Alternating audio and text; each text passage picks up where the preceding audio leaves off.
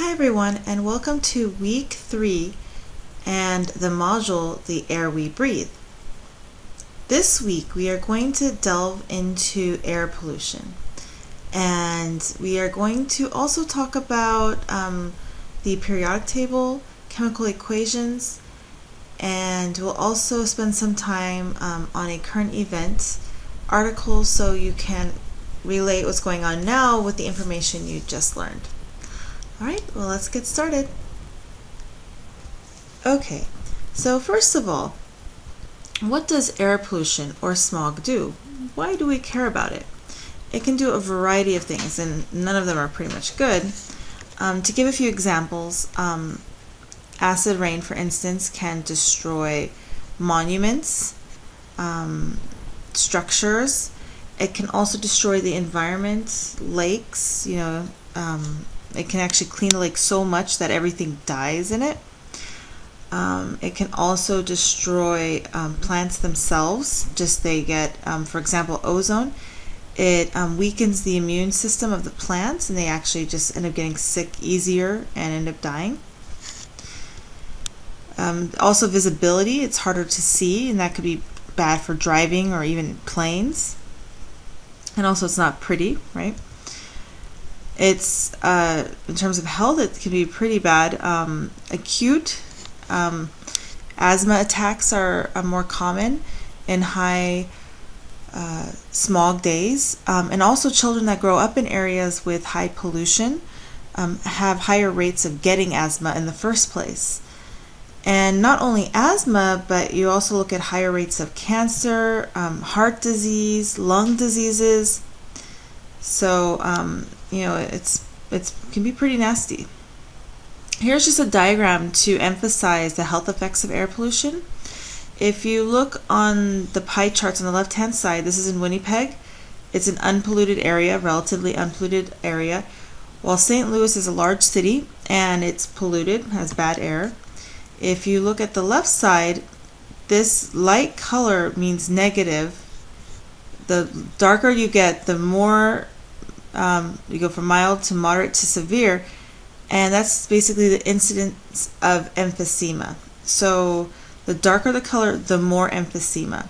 So if you look at the unpolluted versus polluted region, this is the 29 to 49 year range, you already see a larger percent of individuals with emphysema, and obviously as the individuals age, the rate of emphysema increases, and it's significantly more than the individuals who live in the unpolluted region. If you actually think about air pollution, a lot of it is related to our weather. So here is here's Beijing on Thursday, 2/29/14, and here is Beijing the day before. And they refer to this like a nuclear winter. The air pollution was so bad that day. What's the difference between these 2 days? They're just 1 day apart. And this is actually just related to weather. So just to define weather, it's the state of the atmosphere at any one moment. So to show you how weather can affect our air quality, here is a normal day that you would expect, where the air rises, warm air rises, because the air on top is cooler and cooler. So on a day like that, all that pollution and smog rises up and actually can get blown away somewhere else. And it dilutes the pollution in the region. The problem is when we get a thermal inversion. A thermal inversion is basically where you have cooler air towards the earth and a layer right above it called the warm inversion layer. So what happens if the air does rise up, it'll actually sink back down in this region due to this temperature difference. And so the air will just circle right here towards the surface of the earth, and the concentration and the pollution can't get away, so the concentration of pollution can increase to even dangerous levels. Here's a picture of Helena, Montana on a no inversion day. It looks nice and clear, and all that pollution and everything is just getting swept up into the air up high and goes away in the wind. And on an inversion layer day, an inversion, where the warm air is on top, you can see actually the smog, a layer of smog. Here is actually on top of that layer, so the smog is down below, you're actually on top, you're in the warm layer. Another thing that can actually contribute towards increasing the concentration of the pollution is being in a valley, such as LA. So the air, so here again you have the temperature inversion, warm air on top, and not only is that a problem, but you're also in a valley, so the air is hard for that air to escape. It has to either go over the mountain or through narrow valley passes. The other weather factor that can contribute to increasing the concentration of smog is anticyclone. And a cyclone, basically you have, when we think of cyclones, it's scary, high winds, rainfall, flooding, coastal storm tide, right? Looks something like that. Anticyclone is typically described as a nice, warm weather day with moist air, like that. But the problem with anticyclone, the air is not getting blown away.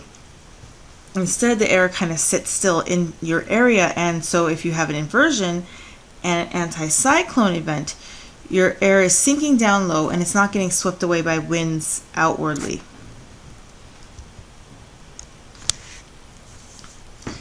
The other issue with air pollution is it does not stay put, right? So that's great for, we don't have to worry about the concentration in our local region, but what can happen is you can actually get other people's smog traveling long distances.